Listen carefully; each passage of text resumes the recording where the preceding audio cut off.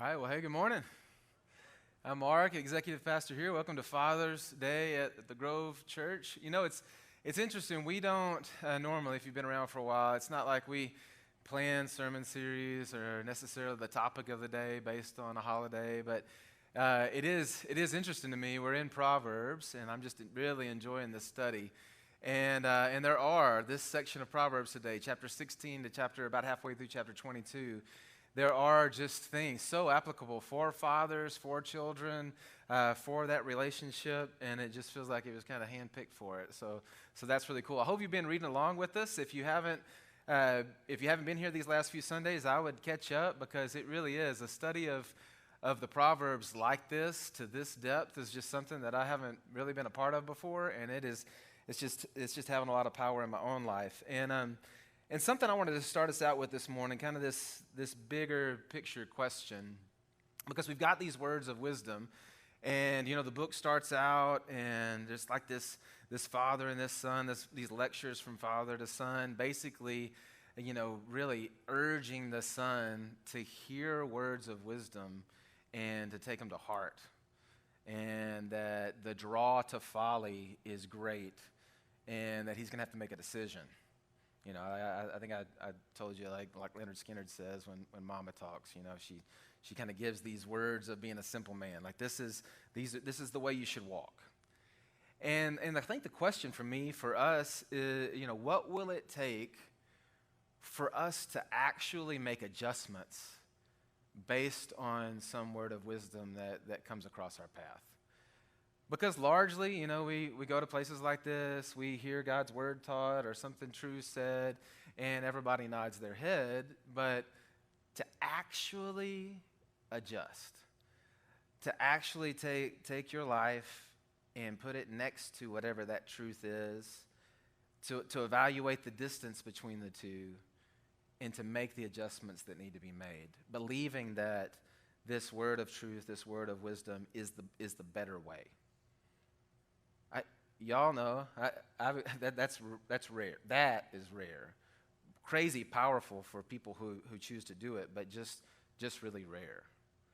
A lot of hearers, but not very many action takers. You know, a lot of things that I've heard, but very few things that I've really taken the time to adjust my life to.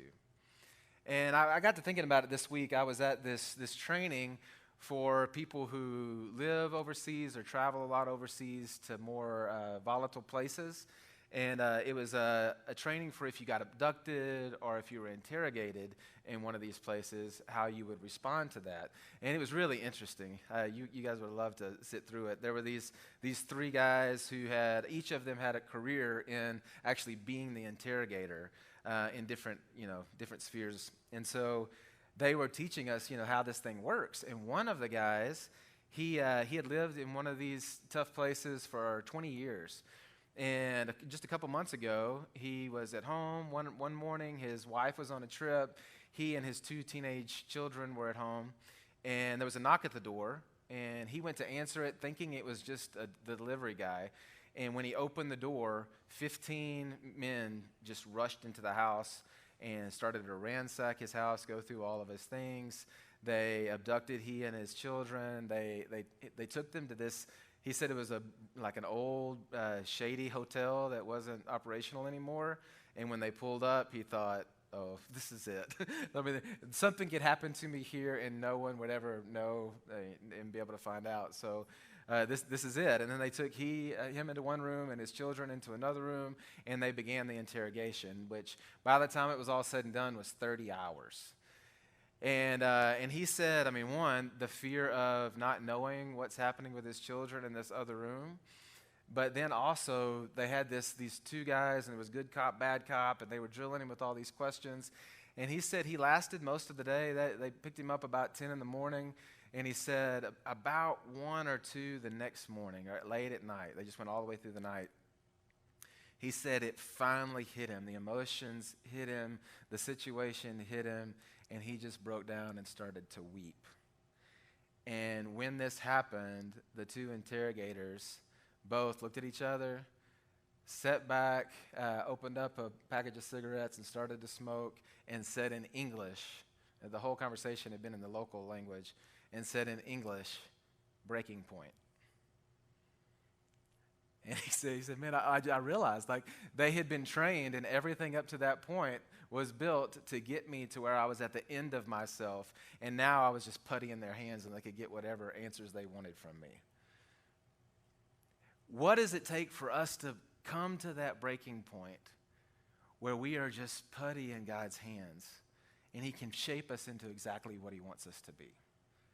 What does it take for us to come to recognize our limitations, to recognize our misunderstandings and the things that we think are one way, but then obviously God is saying it's a different way, and for us to find the end of ourselves and yield to that?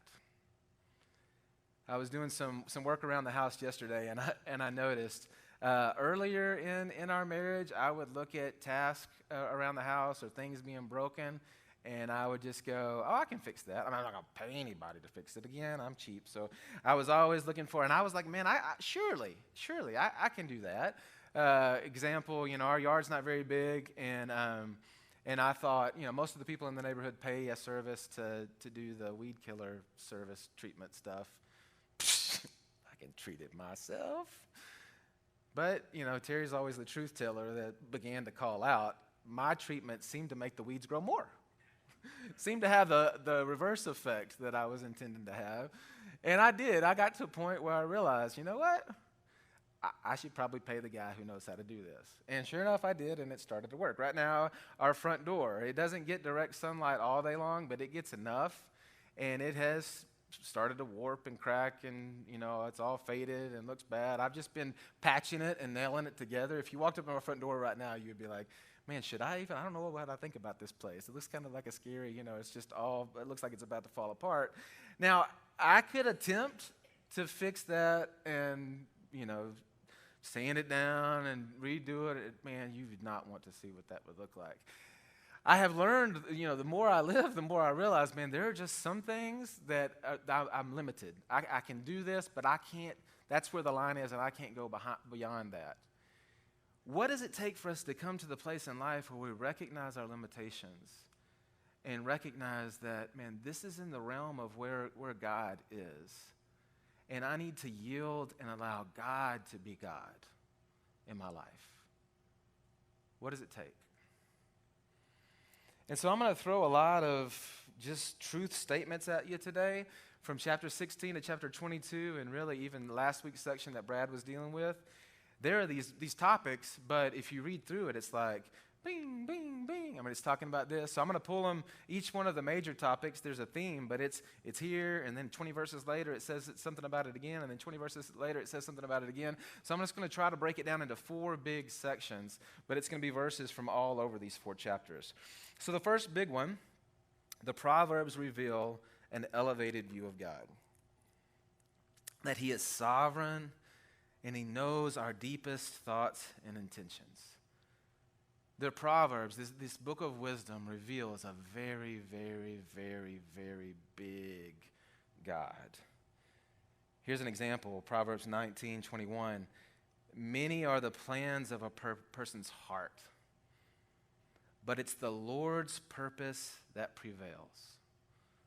Note, God has a purpose, and he does not fail. And people make plans, but ultimately God has a purpose, and he does not fail. And so if we're going to view God rightly, we need to view him as very big and in control. Here's a few more for you. I'm not going to put them all on the screen, or give you all the references, but here's some more from this section, chapter 16 to chapter 22. In their hearts, humans plan their course, but the Lord establishes their steps. A person's steps are directed by the Lord. How then can anyone understand his own way? In the Lord's hand, the king's heart is a stream of water that he channels towards all who please him. That those in authority, that their heart is in God's hand like water, and he directs it where he wants to direct it. There's no wisdom, no insight, no plan that can succeed against the Lord. Again, he will prevail. No wisdom, no insight, no plan that can come against him. The horse is made ready for the day of battle, but victory rests with the Lord. So our God is big and he is in control. He is sovereign. And we're just really tempted to look at life and to sometimes miss that, to try to make him smaller, to get confused by things that are going on and begin to give up hope that he's ultimately in control. But here again, here's the truth. Our God is big. He doesn't lose. and he's running the show. And we can rest in that. Proverbs reveals a big God. Proverbs also reveals that he is looking at our hearts. All a person's ways, this is chapter 16, all a person's ways seem pure to them, but his motives are weighed by the Lord. The crucible for silver, the furnace for gold, but the Lord tests the heart. A person may think their own way is right, but the Lord weighs the heart.